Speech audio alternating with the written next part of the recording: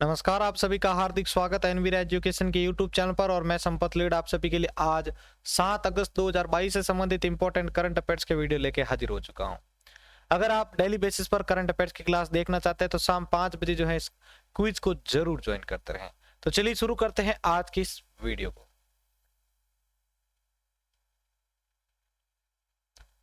तो आज की इस वीडियो के अंतर्गत पहला प्रश्न आपके सामने आ रहा है, भारत मॉरिशस उच्चाधिकार प्राप्त संयुक्त व्यापार समिति की पहली बैठक किस शहर में संपन्न हुई है?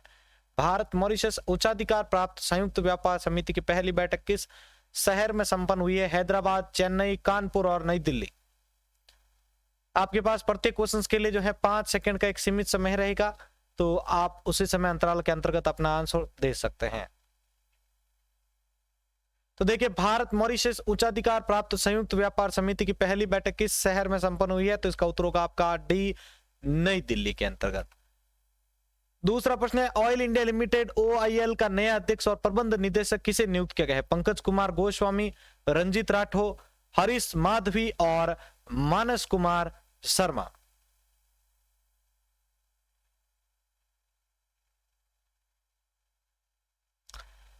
तो देखिए, ऑयल इंडिया लिमिटेड का नया अध्यक्ष और प्रबंध निदेशक किसे नियुक्त किया गया है? तो इस प्रश्न का उत्तर होगा आपका बी, रंजीत राठौर को।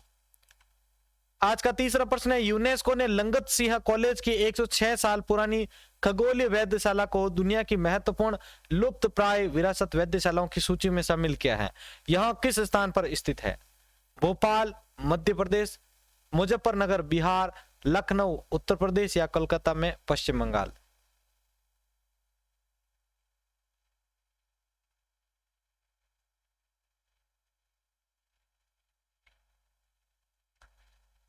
तो देखिए, यूनेस्को ने लंगत सिंह कॉलेज की 106 साल पुरानी खगोलीय वेधशाला को दुनिया की महत्वपूर्ण लुप्त प्राय विरासत वेधशालाओं की सूची में शामिल किया है। यह किस स्थान पर है? तो इसका उत्तर होगा आपका बी, मुजफ्फरपुर बिहार के अंतर्गत। आगे बढ़ते हैं चौथे प्रश्न की ओर। प्रश्न संख्या 4 है, विमानन अनुसंधान और विकास पर सहयोग करने और नौसेना के लिए आत्मनिर्भरता के प्रयास में तेजी लाने के लिए किस संस्थान ने भारतीय नौसेना के साथ एक समझौता ज्ञापन पर हस्ताक्षर किए हैं? विमानन अनुसंधान और विकास पर सहयोग करने तथा नौसेना के लिए आत्मनिर्भरता के प्रयासों में तेजी लाने के लिए किस संस्थान ने भारतीय नौसेना के साथ एक समझौता ज्ञापन पर हस्ताक्षर किए हैं? भारतीय विज्ञान संस्थान बेंगलोर, भारतीय प्रौद्योगिकी संस्थान मद्रास, रमन अनुसंधान संस्थान बेंगलोर या उन्नत वैज्ञानिक अनुसंधान के लिए जवाहरलाल नेहरू केंद्र।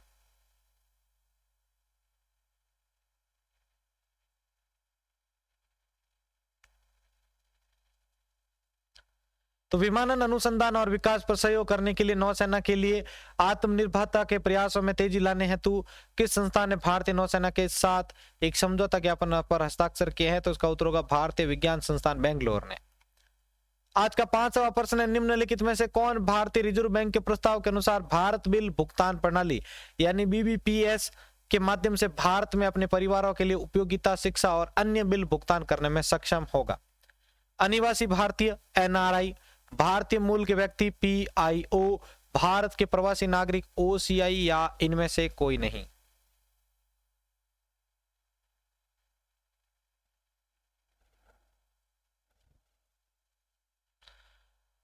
तो देखिए, इस प्रश्न का उत्तर तो यहां पर आपका इस प्रश्न के लिए राइट आंसर होगा ए, अनिवासी भारतीय यानी एनआरआई। प्रश्न संख्या 6, निम्नलिखित में से किसे विदेशी निवेश आकर्षित करने के लिए सेबी की 15 सदस्यीय समिति के अध्यक्ष के रूप में नियुक्त किया गया है? निम्नलिखित में से किसे विदेशी निवेश आकर्षित करने के लिए सेबी की 15 सदस्यीय समिति के अध्यक्ष के रूप में नियुक्त किया गया है?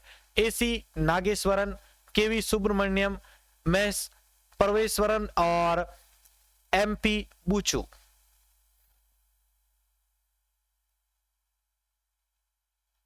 तो फटाफट इस प्रश्न का उत्तर कमेंट बॉक्स में लिखे सभी साथी।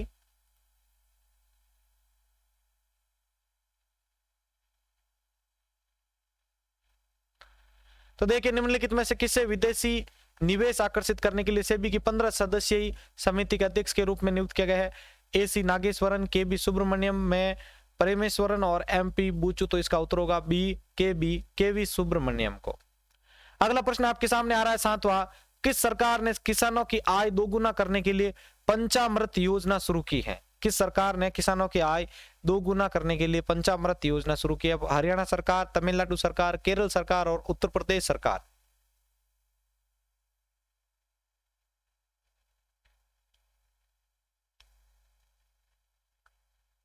तो देखिए इस प्रश्न का उत्तर, की सरकार ने किसानों की आय दोगुनी करने के लिए पंचामृत योजना शुरू की है, तो इसका उत्तर होगा आपका डी, उत्तर प्रदेश सरकार ने। 8वां प्रश्न है, 1 नवंबर को मरणोपरांत किसे कर्नाटक रत्न पुरस्कार से सम्मानित किया जाएगा?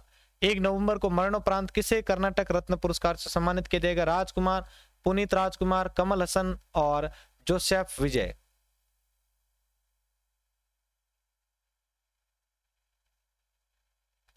तो देखिए 1 नवंबर को मरणोपरांत किसे कर्नाटक रत्न पुरस्कार से सम्मानित किया जाएगा? तो इसका उत्तर होगा आपका बी, पुनीत राजकुमार। ये बड़े एक्टर थे, आपको पता है, जिनका हाल ही में निधन हो गया था।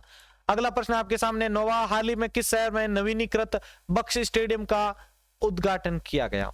हाल ही में किस शहर में नवीनीकृत बख्शी स्टेडियम का उद्घाटन किया गया? श्रीनगर, उधमपुर, शिमला और जयपुर।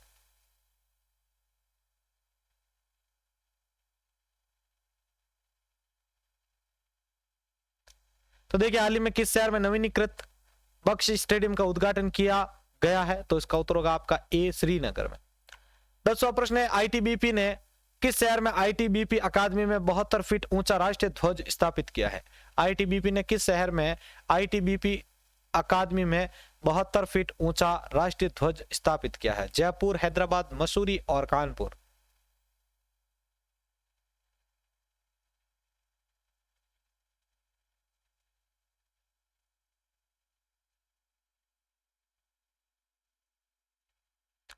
तो देखिए इस प्रश्न का उत्तर, आईटीबीपी ने किस शहर में आईटीबीपी अकादमी में 72 फीट ऊंचा राष्ट्रीय ध्वज स्थापित किया है? तो इसका उत्तर होगा आपके सी, मसूरी में।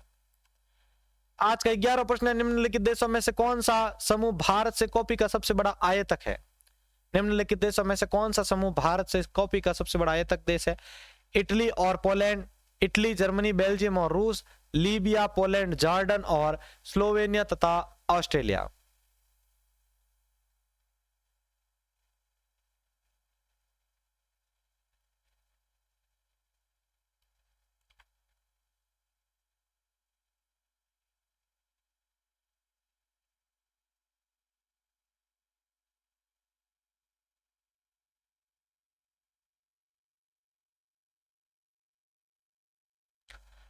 तो यहाँ पर जो भी साथी आंसर दे रहे हैं सभी जो है वीडियो को प्लीज लाइक जरूर कीजिएगा, अपने दोस्तों के साथ आप सभी को शेयर भी जरूर करना है। तो देखिए भाई इस प्रश्न का उत्तर, निम्नलिखित देशों में से कौन सा समूह भारत से कॉफी का सबसे बड़ा आयातक देश है? तो इसका उत्तर होगा आपका बी, इटली, जर्मनी, बेल्जियम और रूस। तो साथ ही ये अगर आपको आज की वीडियो अच्छा लगा है तो प्लीज इसको लाइक कर दीजिएगा। इसी प्रकार के डेली बेसिस पर क्वेश्चंस देखने के लिए अब आपका आज ही की वीडियो पर आधारित 3 प्रश्न आपके सामने आ रहे हैं, जिनका आंसर आपको कमेंट बॉक्स में देना है। पहला प्रश्न है आपके लिए आज का, ऑयल इंडिया लिमिटेड OIL का अध्यक्ष और प्रबंध निदेशक किसे नियुक्त किया गया है? पंकज कुमार गोस्वामी, रंजीत राठौर, हरीश माधवी और मानस कुमार शर्मा। आपके लिए आज का दूसरा प्रश्न है, किस सरकार ने किसानों की आय दोगुना करने के लिए पंचामृत योजना शुरू की है? हरियाणा सरकार, तमिलनाडु सरकार, केरल सरकार और उत्तर प्रदेश सरकार।